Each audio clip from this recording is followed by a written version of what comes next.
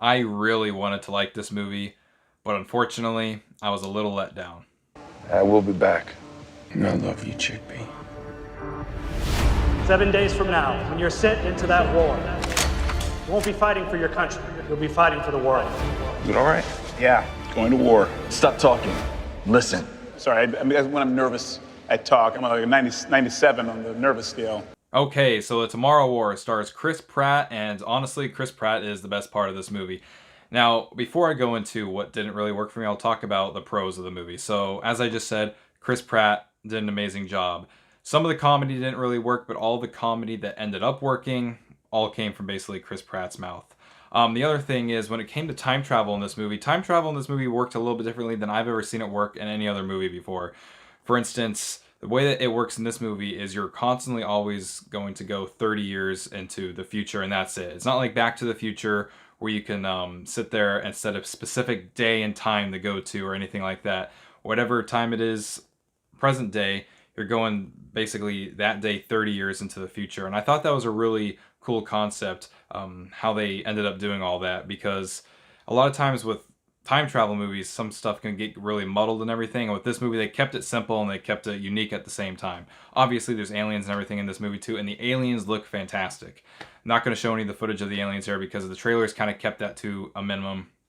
And I think if you ended up going and seeing this movie, that you should go in blind and kind of see the aliens for the first time itself. So alien design really cool, Chris Pratt really cool, and the concept of the movie is also really cool. And that's basically the only praise I have to give this movie. When it comes to the bad things, this movie tonally is all over the place. It does not know what its tone wants to be. For instance, there's certain parts that you can tell this movie is really trying to ramp up the dramatic stuff and it's supposed to be really serious, and then it's immediately joking time with all the characters and everything like that. And for instance, let me compare and contrast here. I just went and saw the newest Fast and Furious movie like a week ago, right? And those movies know not to take themselves too seriously. So as an audience member, when you're going and watching it, you know that when certain stuff happens, you can just let it slide. But in a movie like this, when you can tell it's really trying to take itself seriously, but yet it's like implementing all these comedy jokes, and it's like basically right after anything serious happens, you're sitting there and you're almost getting like thrown around, wondering to yourself, I don't actually know if I'm supposed to laugh at that. Was the movie wanting me to laugh at that, or is this just like what's going on here? For instance, when they're all there into the future and they're all grouped up together and they're walking through the city, there's a point where an alien comes out and it's basically just it's killing all these people, and there's all these uses of slow motion, but the way the slow-mo is used, it's almost looked to be like, oh hey, look how these humans are basically just being murdered. And in a way, it's kind of funny to see. It doesn't really come off as like cool. It's more of like, oh, is this supposed to be like a comedy? But then like a second ago, there was all this dramatic music playing and all this stuff like that.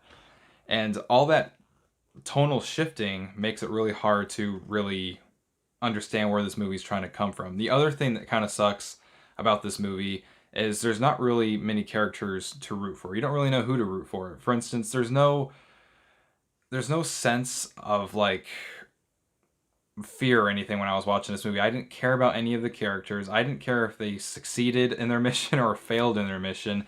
And it really sucks because going into this movie, this is such a good premise. And as soon as this movie ended, I remember thinking to myself, I honestly hope this movie is like remade and done better. And they can bring Chris Pratt back for all I care. He was great in the movie, but this is such a cool and unique concept, and I just feel like they completely dropped the ball. The movie is 2 hours and 18 minutes long. The credits roll at about 2 hours and 4 minutes long, and boy, do you feel every single minute of those 2 hours and 4 minutes.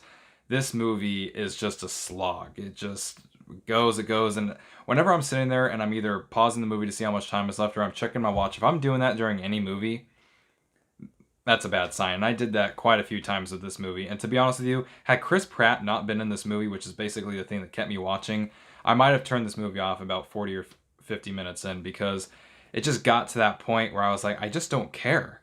Because as soon as I start getting invested into something, and as soon as this movie starts like trying to get good, its tone completely shifts and goes elsewhere, and I'm just like, I don't know, I wasn't really able to fully get into it.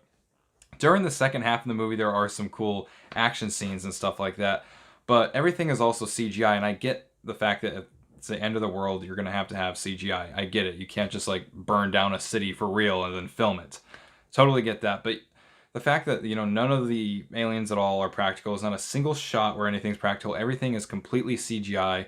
Stuff like that, that also takes me out of the movie in such a way too, because there's no fear. I don't fear any of the aliens on screen. I don't really care if anything happens to our main characters. And it's sad to say, but this movie, it just didn't work for me. It really didn't. So as far as if I had to sit there and give recommendations for this movie, if you have Amazon Prime and you just want to waste 2 hours watching a movie with some good action in certain parts, I'd say sure, go ahead and watch it. But if you're not currently an Amazon Prime subscriber, I wouldn't bother signing up to watch it, and I wouldn't bother going and seeing this, whether you have to rent it or when it releases and stuff in theaters later on. I wouldn't bother going and see that then. It was just a complete letdown, and it's just one of those movies that you go and see and you'll probably forget about it in a day or two. And anyways, if any of you have seen The Tomorrow War, let me know what you guys thought about it down in the comment section below. Thank you so much for watching this video, and I'll see you back in the next one.